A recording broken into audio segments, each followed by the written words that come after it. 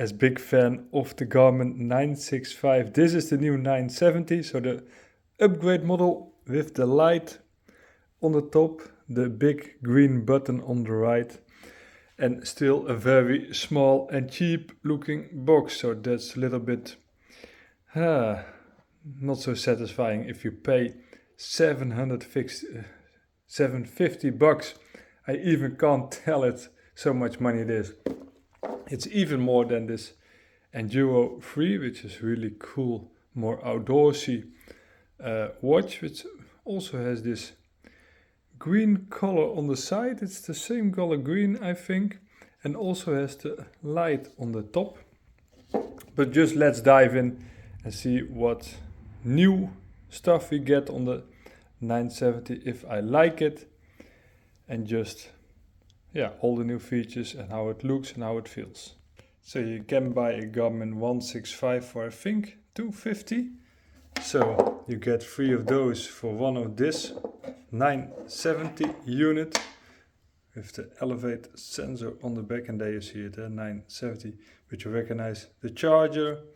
Of course you can change those straps, who are 22 mils. Let me zoom in for you on the unit and you see it. So the big button here, there we go, 2 over there and 3 on the left. And of course it's not a real button that does something, it's just nice looking there. And now it's already tracking my heart rate. That's always very fast, faster than Sunto and Polar, I notice on the Garmin. But if you buy the new wrist strap from Garmin, like the HRM 600, which is also 200 bucks, then you get more running info, but also of course a more accurate heart rate. So that's really nice. So you get sapphire lens, titanium ring around the unit, the elevate sensor. It's a little bit lighter than the old 965, it's 53 grams, so even lighter than that one. That was already light. Of course this one is the lightest, but I don't like running with the Enduro because it's just too heavy. It isn't that heavy as it looks like, because it looks like now it's 2 times as heavy, but that's not the case. But I think it's too heavy for just doing some running.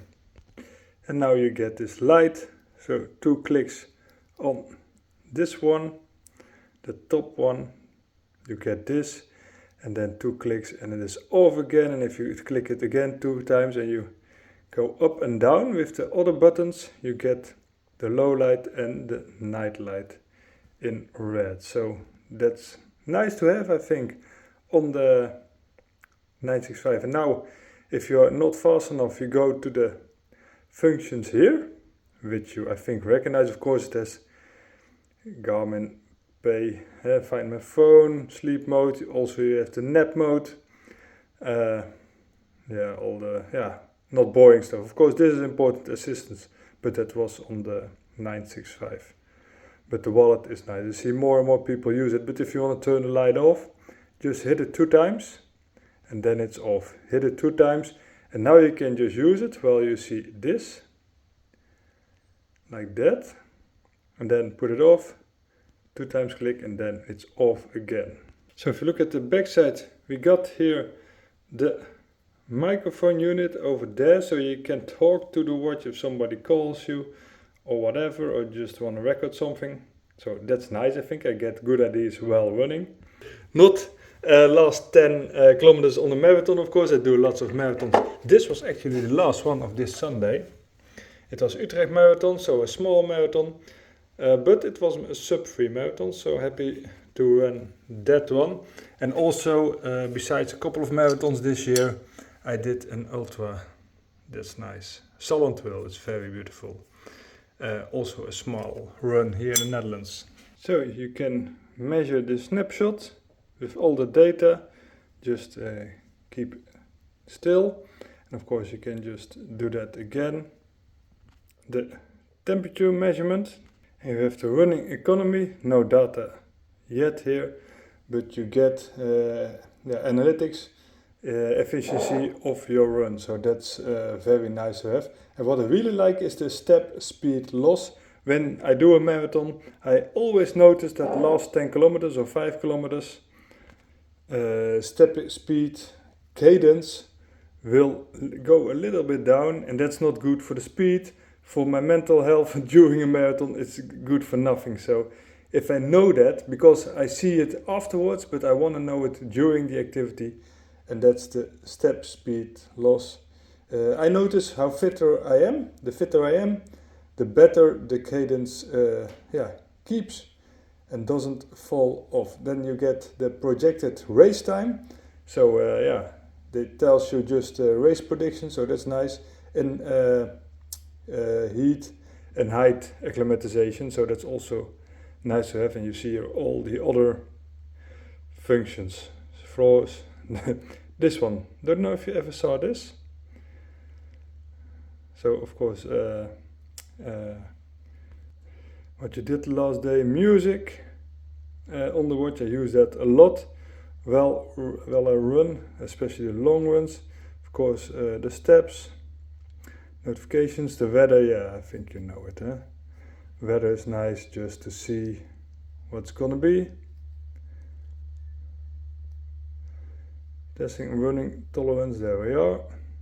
So I should do some high intensity runs, it tells me, and I know that. So it's good that I recognize this. Running performance, VO2 is great. It tells me it's going up, so that's nice to have. And you see all the features, race time predictions, hill score, so that's really nice. I like the running performance a lot actually. So we get here to the normal screen. If we just go up, the same notifications. If you want to go running, just push run, and then we are just good to go. And then you see all the screens which you really recognize. Of course, you can just tweak it, put something more on. Also during a run, navigate. Navigation on the 965 was already great. On this one it's even better. It's more bright. The AMOLED screen is a little bit, it feels a little bit brighter. And again, if you just, you recognize this of course. Just say discard if it's not that interesting, and you can just, if you just finish a run, you can say how did you feel? How hard was it for you? And I have to do more intense intervals, and like I told you, I know that. So if you push this one, we go to the menu, which you also of course recognize. I think you have a Garmin already. If you're looking at this is the top model of Garmin. If you, of course you don't need to know Garmin, but if you choose this, you are just taking the best one, and that's of course just great. So nothing too fancy. Perhaps here's some things. I think the compass, you can just tweak it, accuracy, etc. Those things advanced, that's of course always interesting. On the 970 it's of course top notch and just the best which Garmin has to offer us. And that's not that interesting. We already saw that if you just hold this button. So this is just the piece of equipment if you're a real fanatical triathlete, runner who wants to know everything. This is your watch. If you want to have really good running dynamics, this is also very good, the 165, and you save lots of money, and it's even a little bit lighter, so don't underestimate this one. I think you can run ultras and marathons with this one already. If you're more the outdoorsy kind of guy or girl, of course, you can just pick up this one, the Instinct 3, which is nice and bulky, and it's even a little bit perhaps more rough looking than the Enduro. And what's also nice is that this 970 also measures during swimming the heart rate, kinda. Of course, the strap is always better, but it's measuring better. So the triathlon that I did, I would have liked this one. And you have now the triathlon coach actually on the watch. So of course you can tweak this, but I put it inside here. Again, you saw this, I think. Sleep coach, by the way, also for the nap time. It tells me I had a nap for 29 minutes. It could be true. Could be true. Body battery was low when I started, so that was a good one. I like this one also, intensity minutes.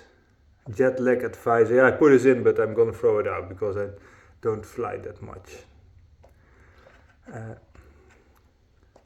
You see everything, also breathing, stress levels, and the coach function, but you have to connect it with the Connect app. And this one, I like this. This is quite good for me at this moment. And the other ones, I think you saw those.